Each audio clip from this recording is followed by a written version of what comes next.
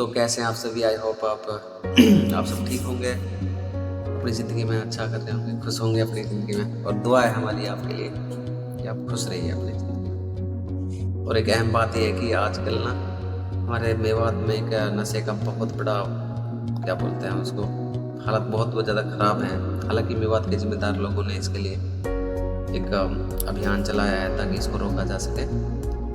कल मैं medical college में भी गया था, तो वहाँ पे जो साइकेट्रिक डिपार्टमेंट है, वहाँ पे एक लड़के को ऐसे चैन से बांधा हुआ था और पैरों से भी बांधा हुआ था। और वो ना आने जाने वाली लड़कियों को और लेडीज़ को और जो डॉक्टर वहाँ से निकल रही थी, सबको गालियाँ दे रहा था। और ख़ास तौर पे लेडीज़ डॉक्टर को और लेडीज़ों को वो भद्दी भद्दी गालियाँ दे रहा था। मैंने उसके फैमिली मेम्बर से पूछा कि भाई ऐसा क्यों कर रहा है ये, तो उन्होंने बताया कि ये ना ड्रग्स लेता है, और जिसकी वजह से ना ये मेंटली डिस्टर्ब हो गया है, इसलिए ये ऐसा कर रहा है। दोस्तों, मैं ना आपको एक बात बताना चाहता हूँ। मतलब आप सभी, आपको पता है, लेकिन एक जैसे मेवात के दूसरे जिम्मेदार लोग अपने अपने बिहाफ पे समाज से इस बुराई को दूर करने के लिए कोशिश कर रहे हैं, तो एक छोटी सी कोशिश मेरी भी है, इसमें मैं थोड़ा सा, इसमें अगर मैं आपको अवेयर कर सका, अगर मेरी वजह से एक भी बंदा इस चीज़ को छोड़ सका, तो मुझे बड़ी खुशी होगी। दोस्तों, जो स्मोकिंग होते हैं, ड्रग्स, गुटखा या फिर दूसरे हार्मफुल सब्सटेंस जो होते हैं, सेहत के लिए बहुत नुकसान होता है इनका। ये ना सिर्फ हमारे लंग्स और हार्ट को नुकसान पहुंचाते हैं, बल्कि इससे ना कई तरह के कैंसर होते हैं। हमारा लिवर डैमेज होता है इससे, और मेंटल हेल्थ का बहुत नुकसान होता है इसमें, इससे ना। और भी बहुत सारी जो सीरियस डिजीज से होती हैं। गुटखा खाने से जैसे हमारे माउथ में कई तरह के कैंसर होते हैं, थ्रोट कैंसर होता है, इससे मतलब एटलीस्ट उसका खतरा बहुत ज़्यादा बढ़ जाता है। स्मोकिंग और ड्रग्स से ना जो रेस्पिरेटरी सिस्टम होता है हमारा, ये इसे सांस लेने में प्रॉब्लम होने लगती है धीरे धीरे। ये एक स्लो पॉइजन है जो धीरे धीरे इंसान को मारता है। अब ठीक है, कई बार क्या है कि भाई किसी इंसान को इसकी लत हो गई, जो इसमें अब मेन चीज़ ये है कि इसको छोड़ा कैसे जाए। तो वैसे तो इसका कोई हार्ड एंड फास्ट रूल है नहीं, फिर भी एक कोशिश से आप इससे बच सकते हैं। इसका सबसे पहला, आप अपनी ना विल पावर को स्ट्रॉन्ग बनाइए। इसके लिए अपनी विल पावर को इतना स्ट्रॉन्ग बनाइए कि अगर आपने एक बार ना कह दिया आपको नहीं ड्रग्स लेना है या स्मोकिंग नहीं करनी है, तो नहीं करनी है। तो सबसे ज़्यादा अहम रोल आपकी विल पावर का रहता है इसमें। दूसरा ये कि आपके जो फैमिली हैं और फ्रेंड्स हैं, उनका सपोर्ट भी इसमें बहुत इंपॉर्टेंट है। अगर आपको नशे की हालत है, तो अपने ऐसे दोस्तों के साथ बैठिए जो इस सब एडिक्शन से दूर हैं, जो ग्रोथ माइंडसेट के लोग हैं। ऐसे लोगों की संगत में अगर आप रहेंगे, तो इससे भी आपको इसे छोड़ने में आसानी रहे।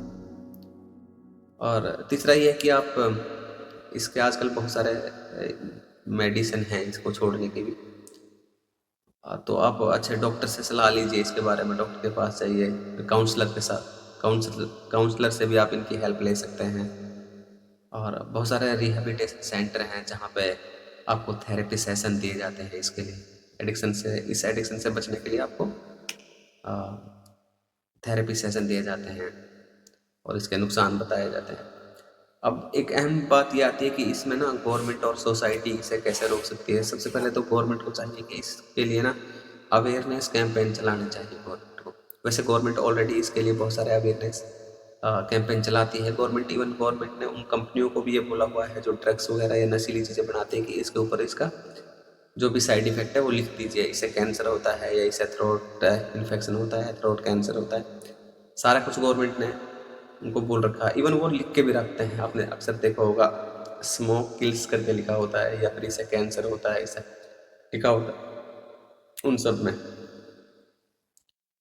तो जो मेरी नज़र में जो मैं गवर्नमेंट को सलाह देना चाहता हूँ, अगर गवर्नमेंट मेरी सलाह थोड़ा भी सोचती है, तो मुझे क्या लगता है कि इसको ना हम एजुकेशन सिस्टम का हिस्सा बना देना चाहिए।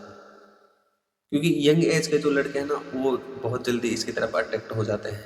वो इसे एक फैशन की तरह लेते हैं। वो अपने आप को कूल दिखाने के लिए और मॉडर्न दिखाने के लिए लोग सिगरेट के छल्ले उड़ाते हैं। तो अपने आप को मॉडर्न और कूल दिखाने के लिए ये करते हैं। तो हमें इसे ना एजुकेशन सिस्टम का हिस्सा बना देना चाहिए, ताकि लोग इस बुराई से दूर रहें और लोगों को इसका नुकसान पता रहे। तो अगर दूसरा ये है कि इसके खिलाफ ना एक स्ट्रिक्ट लॉ बना देना चाहिए गवर्नमेंट को। और एज ए सोसाइटी मेंबर इसमें हमारी भी कहीं ना कहीं कुछ जिम्मेदारी है कि हमें ऐसे लोगों को इसे छोड़ने के लिए इनकरेज करना चाहिए। हमें चाहिए कि ऐसे लोगों की संगत से दूर रहें, अपने बच्चों को ऐसे लोगों की संगत से दूर रखें।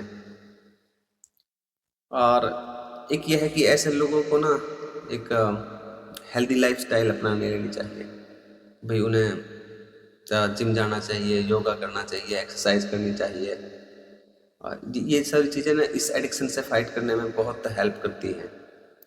तो उन्हें अच्छी डाइट लेनी चाहिए, प्रॉपर स्लीप लेना चाहिए उनको, और क्या बोलते हैं उसे, मेडिटेशन वगैरह करना चाहिए उसे। तो ये बड़ी इम्प्रूव, मतलब इस चीज़ को छोड़ने में बहुत मददगार होती है ये चीज़ें।